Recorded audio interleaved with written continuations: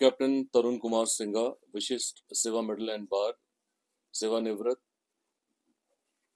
जिला सैनिक बोर्ड दार्जिलिंग का सेक्रेटरी पिछले 2 साल से नियुक्त हूँ।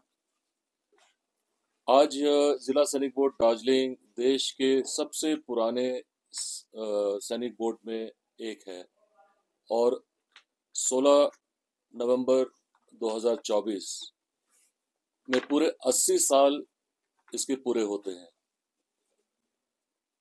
सैनिक बोर्ड का इतना पुराना सफर जो दार्जिलिंग में है, शायद ही देश में कोई और सैनिक बोर्ड कंपेयर कर सकता है, क्योंकि ये इतना बड़ा एक पड़ाव है हमारे जिंदगी में, एक्स सर्विसमैन भूतपूर्व सैनिकों के लिए, और खास तौर से दार्जिलिंग में, जहां पर 16,000 से भी ज्यादा भूतपूर्व सैनिक एक्स सर्विसमैन यहाँ पर हैं और उनके परिवारजन, विडोज, वीर नारी, ये सब मिलाकर करीब 40,000 से ज्यादा हो जाते हैं। तो इतनी बड़ी संख्या में एक्स सर्विसमैन जो दार्जिलिंग में हैं, उन्होंने एक मीटिंग में जो एसोसिएशन के प्रेसिडेंट है, सबने कहा कि सर 80 साल होने को है, आज तक जिला सैनिक बोर्ड दार्जिलिंग की ओर से या हम लोगों ने कभी ऐसे कोई एनिवर्सरी सेलिब्रेशन में भाग नहीं लिया। गोल्डन जुबली चला गया, डायमंड जुबली चला गया, प्लैटिनम जुबली चला गया। तो मैंने सोचा कि 80 साल भी एक माइलस्टोन है, क्यों ना हम इस पड़ाव को सेलिब्रेट करें। और सबकी सहमति हुई और सबका प्रोत्साहन मिला। तो मैंने उन सबसे पूछा कि आप क्या चाहेंगे। तो एक तो है कि आप जानते हैं कि फौजी भाई लोग सब जिंदगी भर वाइल इन सर्विस फिट रहते हैं और एक्टिव रहते हैं, और रिटायरमेंट के बाद उनको इतना मौका नहीं मिला है। जो अच्छे स्पोर्ट्समैन थे शायद वो लोकल लीग्स और चैंपियनशिप में खेलते रहे होंगे, लेकिन बहुतों को ये अवसर नहीं मिला। तो वो चाहते थे कि एक फुटबॉल टूर्नामेंट अगर हो सके तो बहुत अच्छा रहेगा।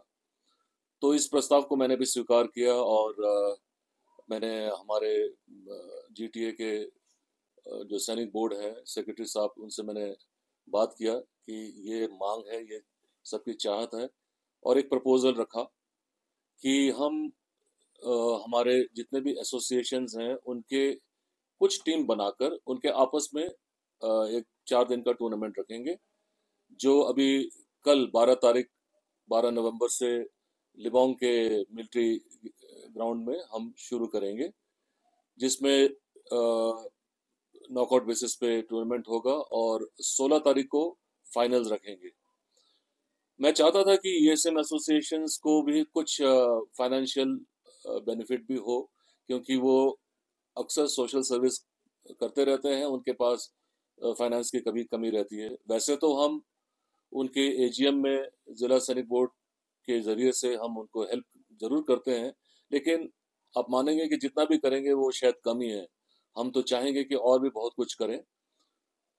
तो इस टूर्नामेंट में हमने कुछ प्राइज मनी भी रखा है, जिसमें विनर्स को 50,000 रुपये का कैश प्राइज मिलेगा और रनर्स अप को 30,000 रुपये का कैश प्राइज मिलेगा।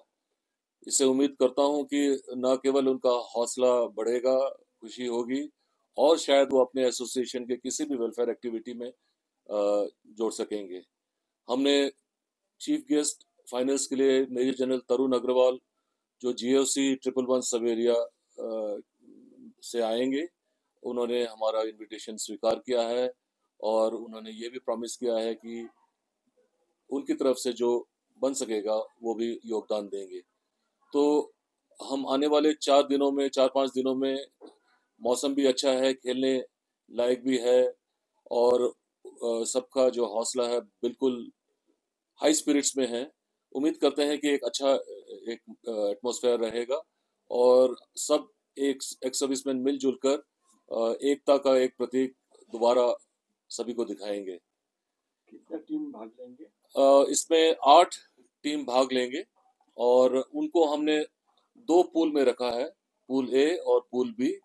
और टीम्स जो है, क्योंकि हर एसोसिएशन में इतने मेंबर्स भी नहीं है और शायद खेलने योग्य इतने फिट मेंबर्स भी नहीं होंगे, तो क्योंकि सारे तो वेटरन्स हैं, तो हमने 3-3 एसोसिएशंस का एक टीम बनाकर, ताकि वो खेल सकें। और मैं आपको बता दूं कि 40 साल से लेकर 65 साल की उम्र तक एक्स सर्विसमैन इसमें खेल रहे हैं। और हम नहीं चाहते कि किसी को कोई ऐसा चोट लगे, और ये कोई ऐसा कंपटीशन उस तरह का नहीं है कि बहुत ही रफ खेलकूद हो।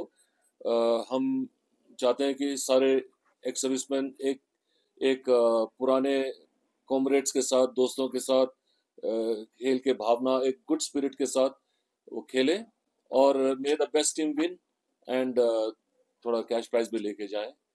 तो ये है फुटबॉल टूर्नामेंट का थोड़ा सा मैंने जो आपको ब्रीफिंग किया। कुछ दूसरा कार्यक्रम भी आपने रखा है? हाँ, हमने देखिए अभी ये नवंबर का महीना है, और जितने भी पेंशनर्स हैं, नवंबर में सबको लाइफ सर्टिफिकेशन देना पड़ता है कि जिंदा है, जीवित हैं। इसके अलावा हमारे पेंशन जो मेजॉरिटी ऑफ द पेंशनर्स अब स्पर्श बोल के एक सिस्टम है, उसके जरिए से उनको पेंशन मिलता है। लेकिन जो स्पर्श सिस्टम फॉर पेंशन एडमिनिस्ट्रेशन, रक्षा जिसे कहते हैं, हर कोई ये सब उससे पूरी तरह से फेमिलियर नहीं है। तो उनको हेल्प करने के लिए और उनके लाइफ सर्टिफिकेशन के लिए आर्मी के हेल्प से और बैंक्स के हेल्प से काफी सारे स्टॉल्स होंगे, जिनमें बैंक्स के रिप्रेजेंटेटिव्स होंगे, और स्पर्श सीडीए के जहां से पेंशन आता है उनके रिप्रेजेंटेटिव्स भी होंगे। तो इस खेल कूद के माहौल में हमारे एक्स सर्विसमैन भी आएंगे और अपना लाइफ सर्टिफिकेशन भी करा सकेंगे, और स्पर्श का भी जिनका कुछ अटका हुआ है ये भी रहेगा। इसके अलावा जो ईसीएचएस का भी स्टॉल रहेगा, क्योंकि दार्जिलिंग आना लोगों को बाहर से हमेशा प्लान करना पड़ता है, लेकिन एक ऐसे एटमॉस्फेयर में आएंगे और वहाँ पर सब सुविधाएं होंगी। तो उम्मीद है कि इससे सबको फायदा होगा। ये हमारा इस फुटबॉल टूर्नामेंट का प्लान है। और हमने एक और प्लान किया था कि हम एक दिन का या 2 दिन का एक मेला रखेंगे फैमिलीज के लिए, बच्चों के लिए, एक सर्विसमैन। अनफॉर्चुनेटली टाइम कंस्ट्रेंट्स और फाइनेंशियल रीजंस की वजह से हम इस वक्त प्लान नहीं कर पाए, क्योंकि ये एनिवर्सरी साल रहेगा, पूरा साल है हमारे सामने। हमने कई सारे और इवेंट्स प्लान करने का सोचा है, तो उम्मीद करता हूँ कि इस साल में हम और भी बहुत कुछ कर सकेंगे। और चूंकि आप यहाँ पे आए हैं, मैं आपको बता दूं कि यहाँ पर 123 माउंटेन ब्रिगेड जो जला पहाड़ में है, वेटरन्स सेवा केंद्र है, जो कि जो मैंने एक्सपीरियंस किया कि बहुत ही एक्टिव सेवा वेटरन्स के लिए काम करती है।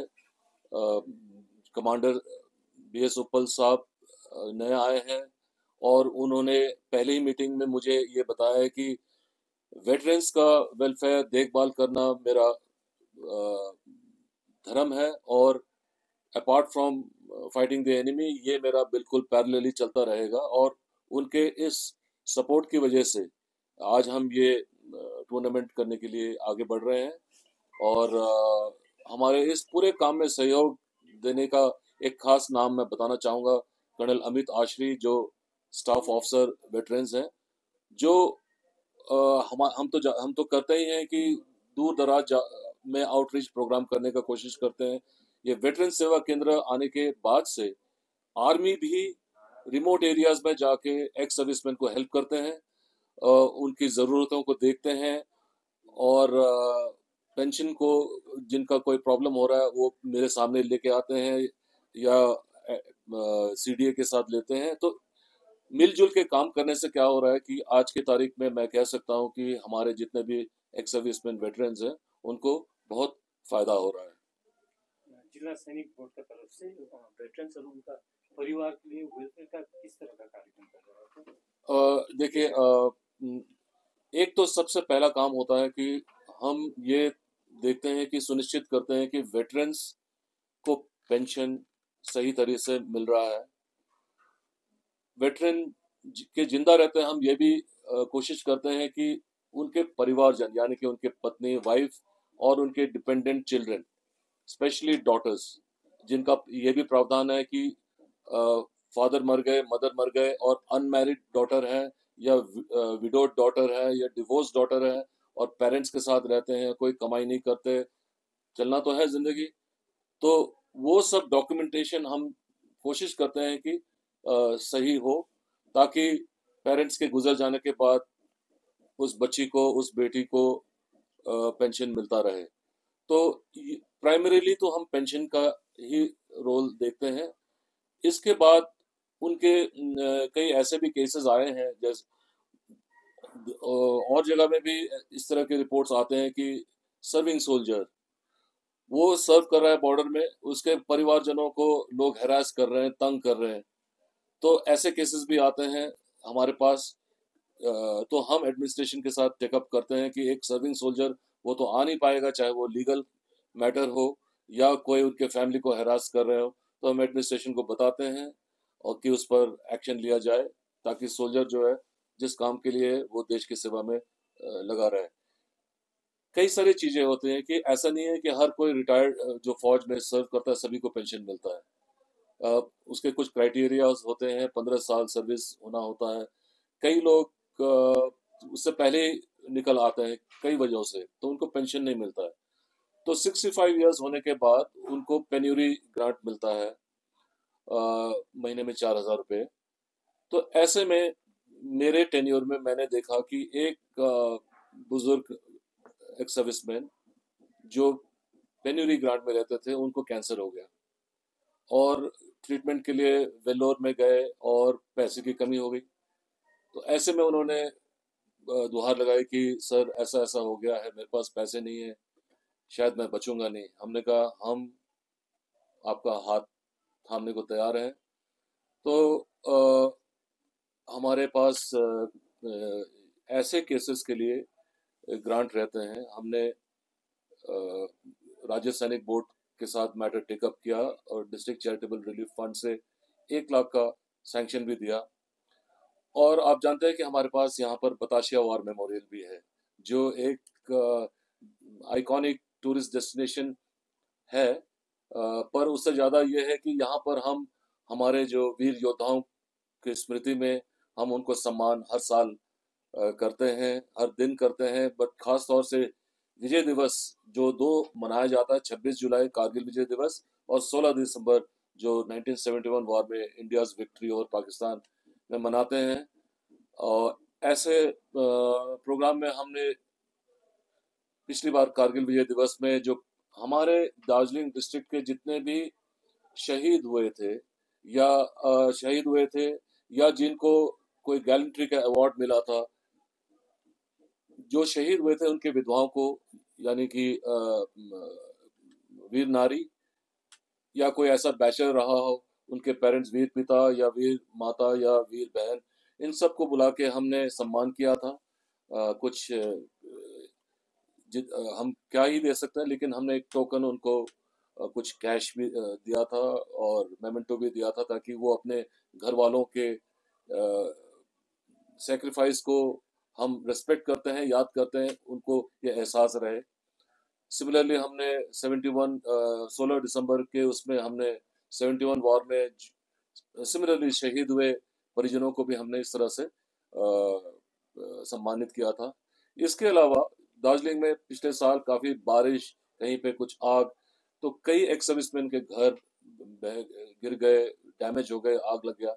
हमने केस बाय केस देखकर थोड़ा उनको फाइनेंशियल हेल्प जरूर दिया है, जितना हो सकता है। 16 तारीख का कार्यक्रम कहाँ पे होगा, कितना बजे से? 16 तारीख का कार्यक्रम जो फाइनल्स है वो लिबोंग मिलिट्री गैरिजन में फुटबॉल ग्राउंड है, वहाँ पे होगा, जिसे आप लोग सब रेस कोर्स ग्राउंड से भी जानते हैं।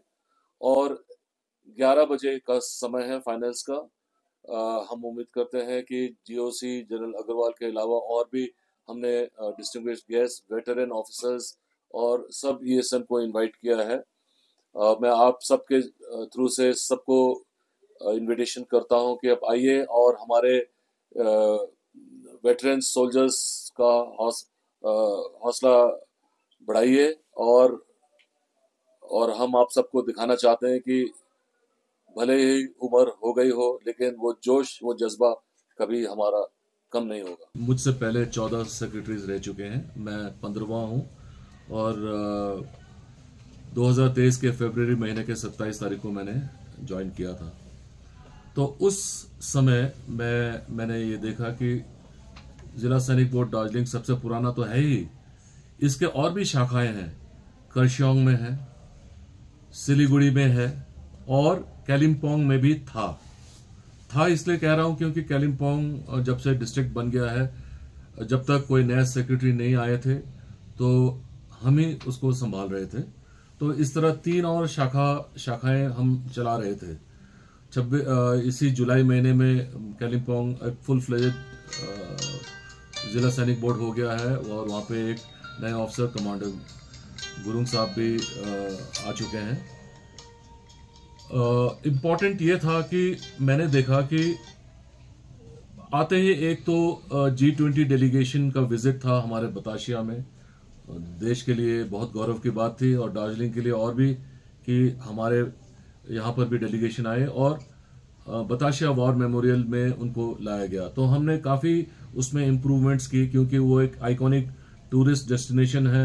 बताशिया को लेकर दार्जिलिंग और बताशिया एक साथ लोग नाम लेते हैं। तो हमेशा से हमारा ये प्रयास रहा है और रहेगा कि हम बताशिया वॉर मेमोरियल को इम्प्रूव करते रहें ताकि दार्जिलिंग का एक बहुत ही इम्पोर्टेंट टूरिस्ट डेस्टिनेशन भी बना रहे।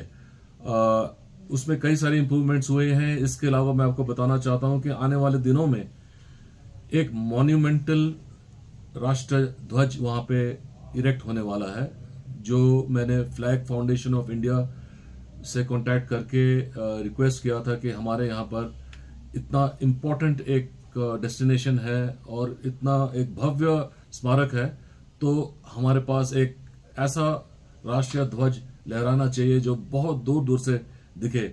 और मुझे बड़ी खुशी हो रही है ये बताते हुए कि उसका सैंक्शन हो चुका है, सामान चल चुका है। हमने टेंडर लेके अभी काम शुरू करने का अभी कुछ दिनों में शुरुआत हो जाएगी और जल्द ही जल्द दार्जिलिंग में 72 से 80 फुट ऊंचा भारतीय तिरंगा लहराएगा हमारे बताशिया में। इसके अलावा मेरा ये प्रयास था कि जिला सैनिक बोर्ड का हेडक्वार्टर और मेरे बागडोगरा में हमारे पास एक सैनिक वेलफेयर सेंटर, सैनिक भवन है। तो ये स्ट्रक्चर्स काफी दिनों से नेग्लेक्टेड थे, इनमें कोई रिपेयर नहीं हो रखा था।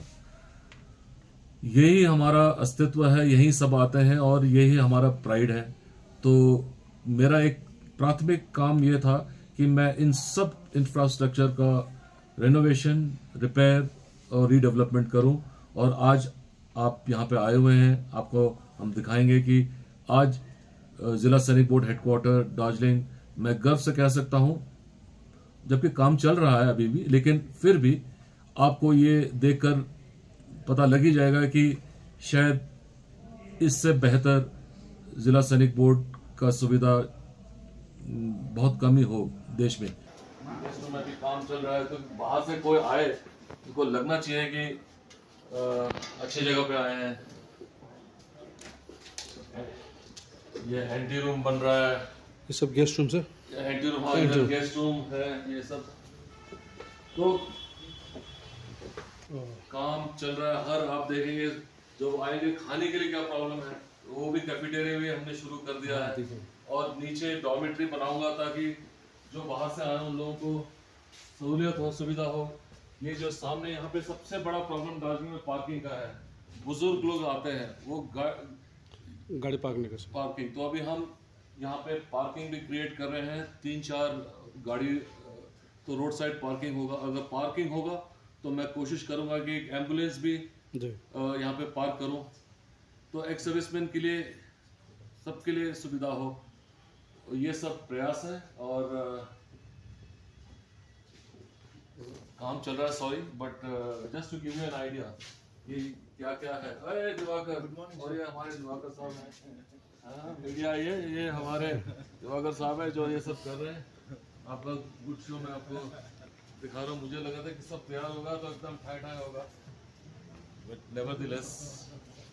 तो अभी क्या है ना कि एक्स सर्विसमैन आते हैं, पहले उनको जगह नहीं होता था। मैं कई एजीएम में जाता था, कभी होटल में, कभी छोटे छोटे एरियाज में। अब जो है वो यही मीटिंग करते हैं। हम कुछ ये फैसिलिटी उन्हीं के लिए है। वो यहीं पे आते हैं, खाना भी खा लेते हैं बहुत सब्सिडाइज कॉस्ट में, और वो अपना सेल्फ प्राइड रखते हुए जा सकते हैं, किसी से कुछ मांगने की ज़रूरत है नहीं। तो ये सब करने में काफ़ी टाइम लगा है। जैसे मैं बता रहा था कि बताशिया में तो इम्प्रूवमेंट हुआ है, बागडोगरा में सैनिक भवन है, वो आज बहुत ही बढ़िया हो चुका है। इस तरह अभी नेक्स्ट मेरा प्रयास रहेगा कि करशोंग में भी डेवलपमेंट करूं।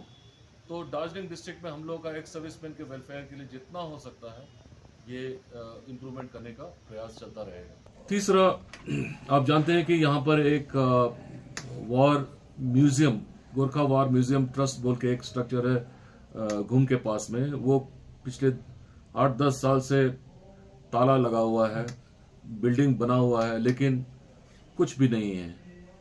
लोगों को लगता है यहाँ पे एक वॉर म्यूजियम है, लेकिन है नहीं, आप सब जानते हैं। तो और हाल ही में मैं उस कॉम्प्लेक्स में भी गया हूँ और ऑफिसर, सीनियर ऑफिसर्स के साथ, आर्मी के जनरल्स के साथ, और हमने देखा कि वो जो स्ट्रक्चर है इतने साल नेग्लेक्ट की वजह से अभी म्यूजियम के लायक तो रहा नहीं। तो मेरा क्योंकि हमारे पास ऑलरेडी एक मेमोरियल है, तो वॉर म्यूजियम भी होना बहुत जरूरी है। हमारा जो इतिहास है सैनिकों का, ये बहुत ही पुराना है, और इसको आम जनता के सामने रखना, और टूरिस्ट जब यहाँ पे आते हैं उनको ये दिखाना बहुत जरूरी है, क्योंकि इस समाज से ही जो आते हैं, समाज का भी दिखाना है और हमारे ब्रेव सोल्जर्स के बारे में भी दिखाना है, प्लस मिलिट्री ट्रेडिशंस जो भी है। तो मैंने एक प्रस्ताव रखा था नॉर्थ बंगाल डेवलपमेंट डिपार्टमेंट में, मंत्री जी से भी मिला था और उनसे मैंने अनुरोध किया था कि क्या आपका सहयोग मिल सकेगा कि हम यहाँ पे एक वॉर म्यूजियम बनाना चाहेंगे। एडमिनिस्ट्रेशन के सहायता से हमने एक लैंड भी आइडेंटिफाई किया है, जो कि चित्रे बाजार से जब ऊपर टिबेटन सेंटर में जब जाते हैं तो एक बहुत ही सुंदर जगह है, जो कि वहां से आपको हिमाल हमेशा नजर आएगा, सामने चाय बागान है। अगर वहां पर हम म्यूजियम बना सकें तो एक आकर्षण भी रहेगा, प्लस इंफॉर्मेशन भी बहुत लोगों को मिलता रहेगा, और इससे हम हमारे एक्स सर्विसमैन भाइयों को कुछ एम्प्लॉयमेंट भी दे सकेंगे। तो ये फिलहाल ये प्रपोजल गया हुआ है, we are awaiting response from that. अगर वो अप्रूव होके आता है तो आने वाले सालों में उम्मीद कर सकते हैं कि दार्जिलिंग में एक भव्य म्यूजियम भी बनेगा, जिसमें मिलिट्री आर्टिफैक्ट्स होंगे। ऑलरेडी स्टेटमेंट ऑफ केसेस बन चुके हैं, चाहे वो फाइटर जहाज हो, चाहे वो फौज के टैंक्स हो, आर्टिलरी गन्स हो, क्योंकि मिलिट्री म्यूजियम में मिलिट्री हार्डवेयर नहीं होगा तो मजा नहीं आएगा। तो इसकी तैयारी हमने शुरू कर दी है और उम्मीद करते हैं कि आने वाले सालों में ये होगा।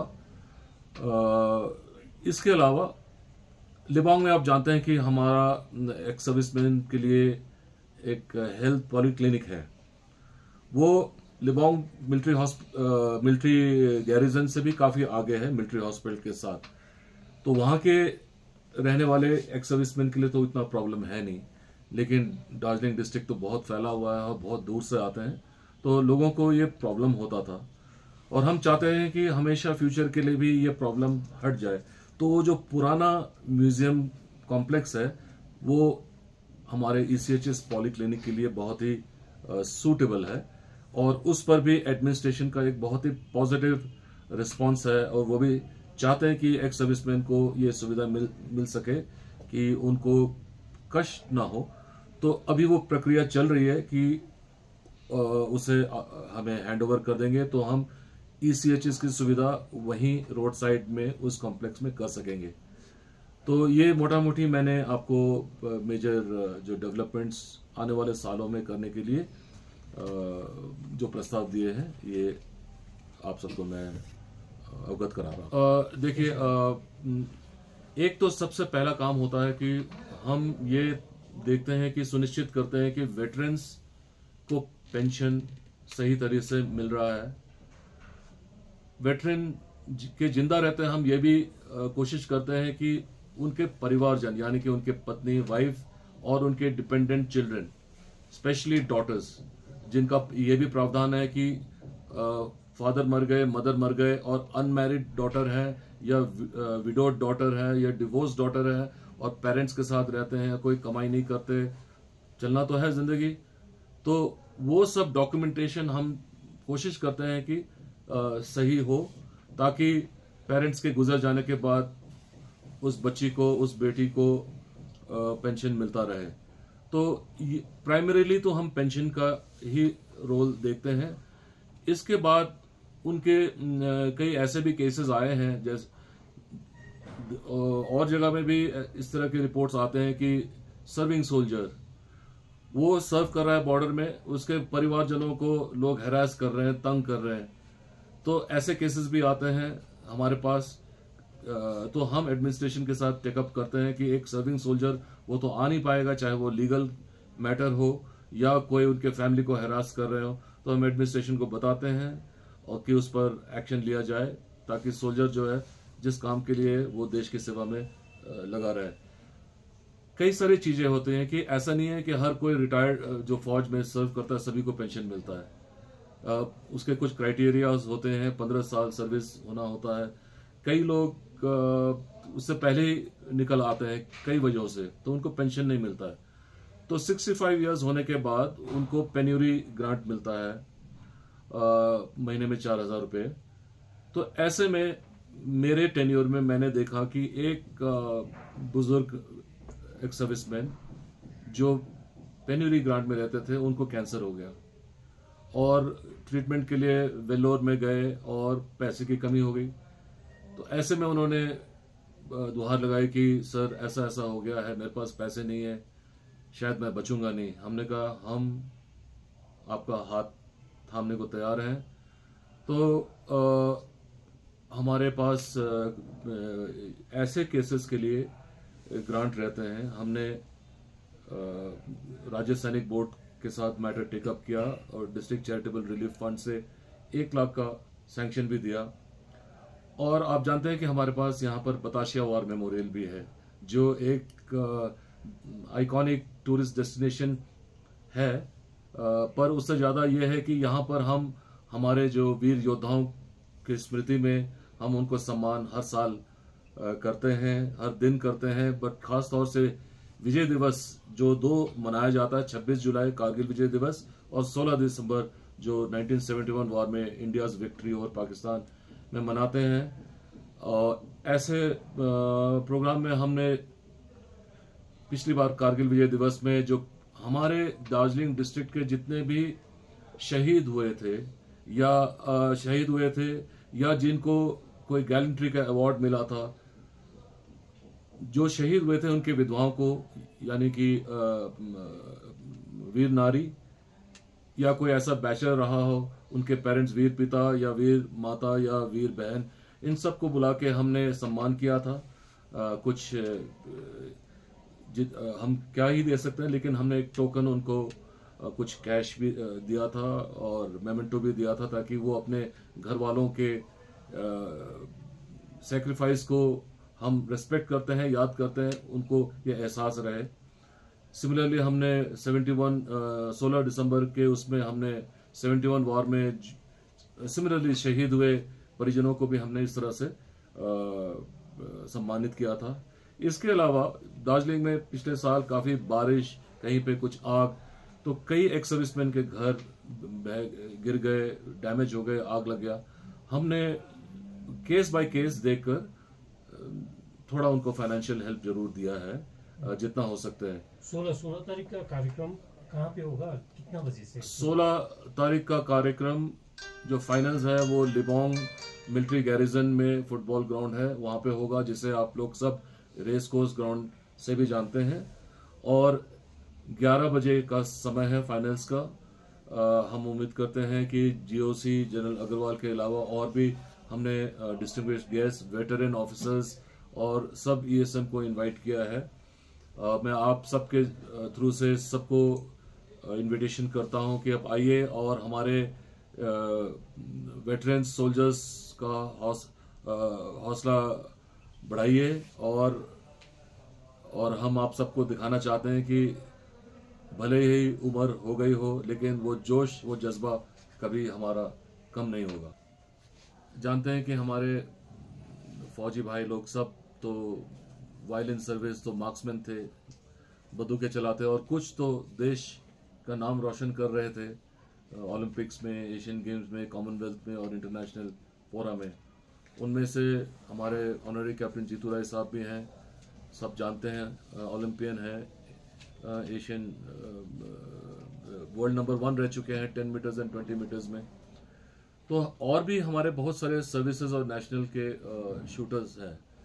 तो एडमिनिस्ट्रेशन के साथ मैंने ये प्रस्ताव रखा कि क्यों ना हम यहाँ पे एक शूटिंग रेंज खोलें, जिससे कि दार्जिलिंग जैसे जगह में इतने टैलेंटेड यूथ, इतने फिजिकली फिट यूथ, उनको एक मौका मिले कि कोई ऐसा कंपटीशन या ऐसा स्पोर्ट ज्वाइन कर सके जिससे कि क्लाइमेटिक कंडीशंस जिस तरह के यहाँ पे बहुत आउटडोर नहीं हो पाते हैं, बहुत सारी चीज़ें नहीं हो पाती हैं, लेकिन ये इंडोर है। हमारे पास ओलंपियंस हैं, नेशनल प्लेयर्स हैं, शूटर्स हैं और वो सब सहयोग करना चाहते हैं कि हम इस एरिया के हिल्स के बच्चों को, यूथ को मौका मिले। और हो सकता है जीतू राय जैसे कितने ही यहाँ पे और हैं जिनको कभी मौका नहीं मिला। तो इस प्रस्ताव को भी बहुत फेवरेबली डिस्ट्रिक्ट एडमिनिस्ट्रेशन ने स्वीकार किया है। और पहले तो हमने सोचा कि वो पुराने Gorkha war museum trust complex में ही करेंगे, लेकिन वहाँ पे दोनों का संगम होने से प्रॉब्लम होगा, तो उन्होंने खुद ही एक दूसरा जगह आइडेंटिफाई किया है और डिपार्टमेंटली इस बात को आगे भी बढ़ाया है और उम्मीद करते हैं कि ये प्रस्ताव भी स्वीकार होगा। और अगर ऐसा हो पाया तो क्योंकि जीतू राय साहब भी अपना एक शूटिंग रेंज बागडोगरा में खोलना चाहते हैं, तो इस दार्जिलिंग डिस्ट्रिक्ट में 2-3 इस तरह के शूटिंग रेंज अवेलेबल हो जाएंगे और हम हमारे रिसोर्सेज के थ्रू से हम ट्राई करेंगे कि हम यूथ को स्काउट करें, अपॉर्चुनिटी दें और फ्यूचर में दार्जिलिंग से ही चैंपियन शूटर्स हम दे सकें देश में।